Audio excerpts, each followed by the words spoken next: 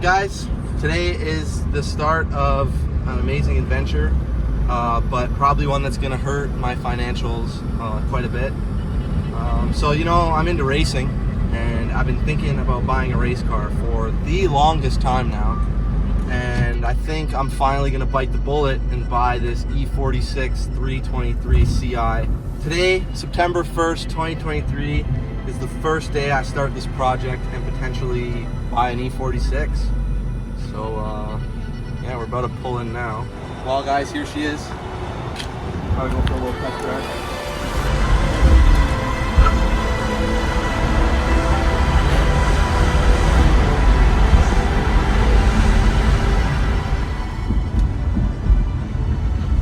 Brakes are shot. Well guys, it's been done. She is now in my garage. Oh yeah, look at that. Oh, beauty. Yeah, so I bit the bullet and I got it for $2,700. That's about as cheap as you can get one of these things. That drives. You know, it's got a couple imperfections here and there, but all in all, it's not really gonna matter because it's a race car. So, doing a little cosmetic work on the race car here. I already took off that coat of arms badge. Now I'm working on debadging it, so it's the ultimate sleeper. So I figured I would record this. I almost forgot about you guys, not gonna lie. And basically I'm just heating it up with this heat gun. Making sure it's a good distance away. Making sure the heat spreads evenly. You don't want to ruin the paint below. And get it nice and warm so the adhesive warms up, right? And then you grab some floss. And you pretend like you're flossing your teeth. And I already started this one, so it's definitely not that easy. But there it goes. But there's the 3. Let's get the rest of the numbers off there.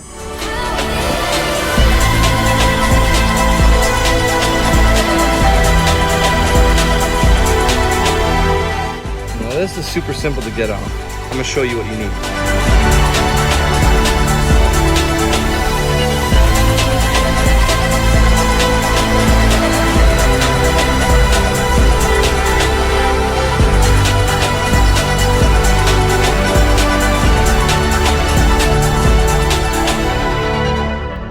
So after I debadged her, I washed her, and she was looking so beautiful. But now it's time to get into the dirty work to prepare for racing.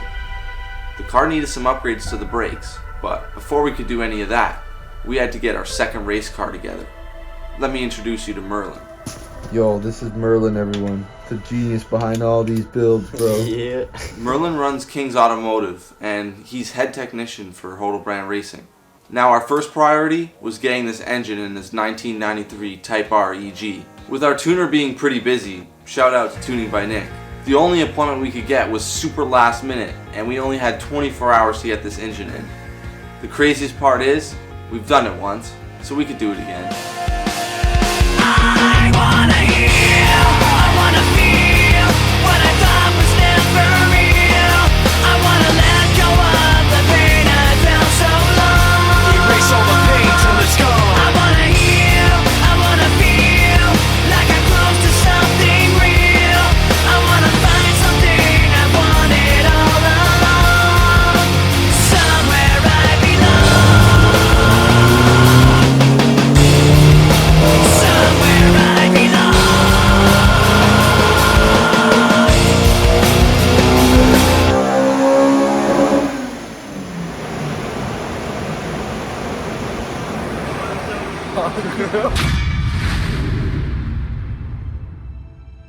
Well, that turned out successful. Even though it was smoking, the engine still got 210 horsepower. Honda, baby. But now it was time for some work on the E46. I managed to pick up a steal of a deal from Facebook Marketplace, picking up these M5 wheels for $400.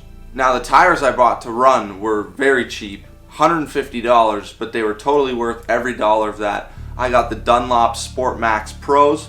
They're like 200 treadwear, so super grippy compound. I then went and replaced this badge on the front hood because for $20 it was just worth it. It looked really horrible, and all I used was an old card and it literally just popped right off perfectly. Beauty.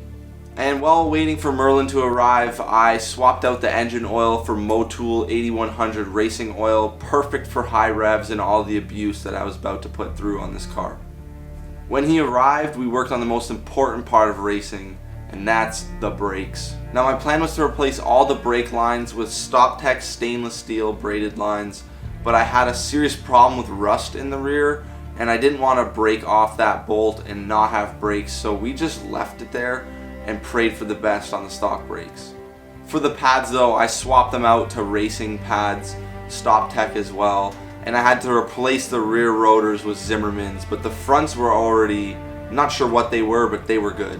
And since I couldn't get the brake lines off in the rear, I didn't really bother painting the rear caliper because it's most likely going to have to get replaced anyways, but the fronts got painted, and once that dried we reinstalled it and got to cutting off the muffler.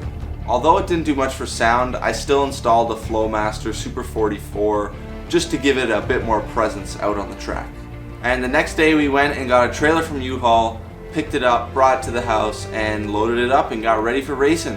I didn't get much video while driving up there because I think the nerves were finally setting in and I was more focused on the race, which I did pretty good for my stock car, and I managed to get a 139.542 in time attack, having pretty consistent laps from the time I got out there to the time I finished.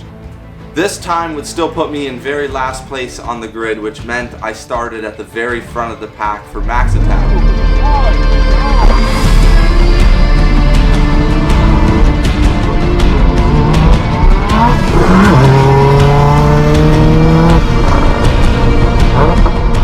In max attack, there was 23 other drivers who would all be battling head-to-head within a 5-lap sprint race to see who is the fastest car.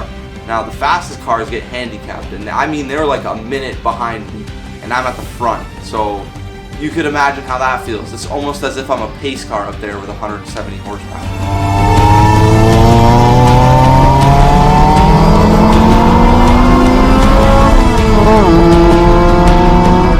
My 11th lap in max attack would come to be the last lap for this car. As you guys saw at the beginning of the video, the clutch got way too hot and it literally just wouldn't go in gear. So in the name of my transmission, I just pulled off to the side, let it cool down a little bit, and managed to get it back in gear and get it off track. Not going in second. Okay, then don't worry. Can you get in first and get over there? No, that's not first. Okay, just stay here. I got it. All right, go.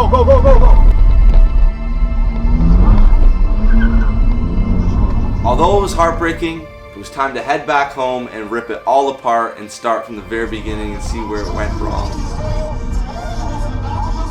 I knew the stock clutch did well for the amount that I was abusing on it, and to be honest, if I had a short shifter, it probably would have made things a little bit easier because I did money shift at one point.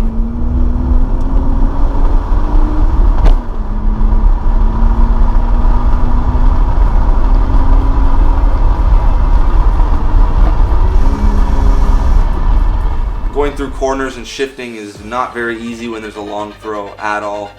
I mean seriously, look at the throw on this thing. It's ridiculous. It's literally like a grandma shifter.